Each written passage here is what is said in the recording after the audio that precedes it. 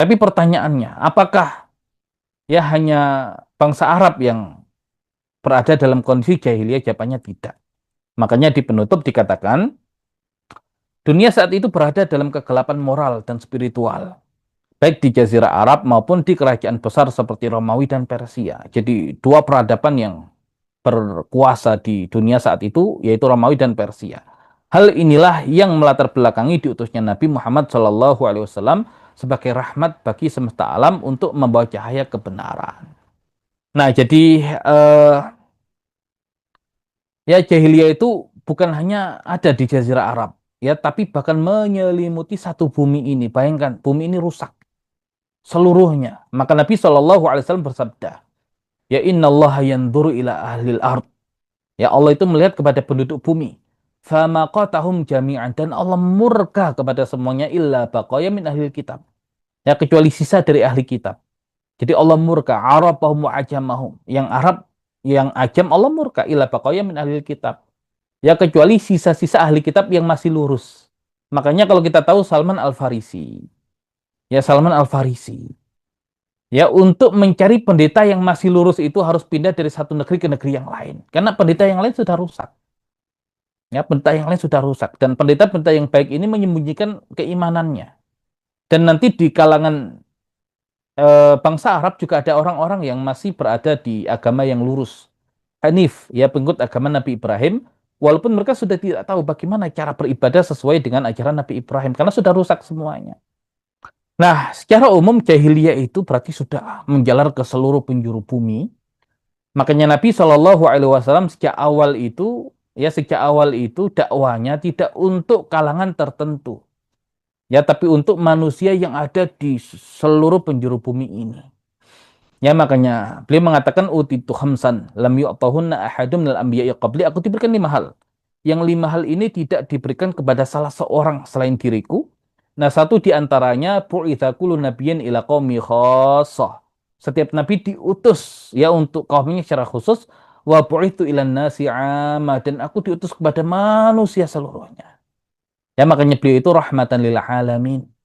Dan semangat beliau itu ingin menghilangkan kejahilian dari muka bumi ini. Makanya Allah turunkan Al-Quran ya sebagai wahyu, sebagai manhaj, ya panduan hidup, sebagai bimbingan agar kita beliau untuk menghilangkan jahiliyah di muka bumi ini bisa dilaksanakan.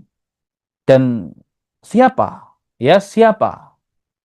uh, ya pemimpin kejahilian kalau begitu? Ya di zaman dahulu ya Romawi dan Persia. Ya Romawi dan Persia. Dan ketika Islam naik, Romawi Persia jatuh. Tapi ketika Islam jatuh, Romawi dan Persia akan naik lagi. Dan lihat hari ini ketika umat Islam tidak menjadi pemimpin di muka bumi ini, yang mimpin ya Romawi dan Persia. Ya Romawi ya Amerika dan gerombolannya hari ini. Ya Persia ya tadi Rusia dan gerombolannya hari ini. Ya termasuk Cina, Iran dan yang lain.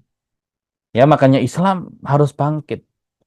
Ya dan Yahudi ya juga mulai muncul. Ya jadi musuh kita sejak zaman dahulu itu ya gitu-gitu saja. Romawi, Persia, Yahudi. Romawi, Persia, Yahudi. Islam naik, mereka jatuh. Ya Islam jatuh, mereka naik. Dan hari ini kita berada di posisi paling rendah dari ya fase kehidupan kaum muslimin. Ya dimulkan Jabriyah. Ya para raja diktator di mana Islam sudah tidak dipegang. Ya dan bumi ini dipimpin dengan cara yang zalim. Ya tapi janji di hadapan kita ya adalah al-khilafah ala minhajin nubuwah. Jadi 5 fase yang Nabi sebutkan. An-nubuwah itu di zaman Nabi, hasil didikan Nabi al-khilafah ala minhajin nubuwah khulafa'ur rasyidin, mulkan 'adhan sampai ya dari Bani Umayyah sampai Turki Utsmani, baru mulkan Jabriyah zaman kita sekarang di hadapan kita ada al-khilafah ala minhajin nubuwah. Berarti kalau kita mau menghadirkan masa itu, lihat bagaimana Nabi dahulu menghadirkan ya masa itu dengan menyiapkan dan mendidik para sahabat. Jadi pentingnya belajar sirah nabawiyah adalah untuk menyiapkan generasi itu.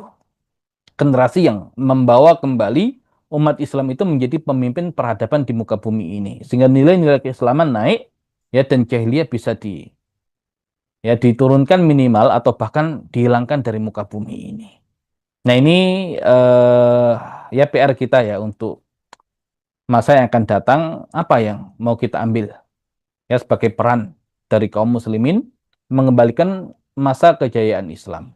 Ya, dan Imam Malik mengatakan lan yasluh akhiru hadil ummah illa bima saluha bi awwalha. Tidak akan pernah baik akhir urusan umat ini kecuali diperbaiki dengan cara umat yang pertama dahulu diperbaiki, yaitu dengan kembali kepada Al-Qur'an dan sunnah Nabi Muhammad SAW. Dan bagaimana cara?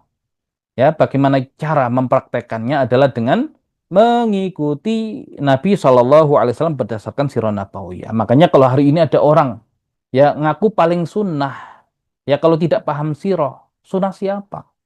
Ya makanya orang yang paling layak untuk kemudian mengklaim bahwasanya ini sunnah, yaitu yang mempelajari sirah nabawiyah. Karena sunnah itu ada ya penjelasannya dalam ilmu usul fikih, ada sunnah penjelasannya dalam ilmu fikih, ada sunnah yang nanti lawan jadi bid'ah, dan ada sunnah dalam sirah nabawiyah. Dan cakupan sunnah yang paling luas itu adalah sunnah dalam bidang ya ilmu sirah nabawiyah. Ya makanya memanjangkan rambut ya ingin meneladani Nabi itu sunnah. Ya kemudian eh ya makan misalkan ya dengan menggunakan 3 jari seperti Nabi itu sunnah.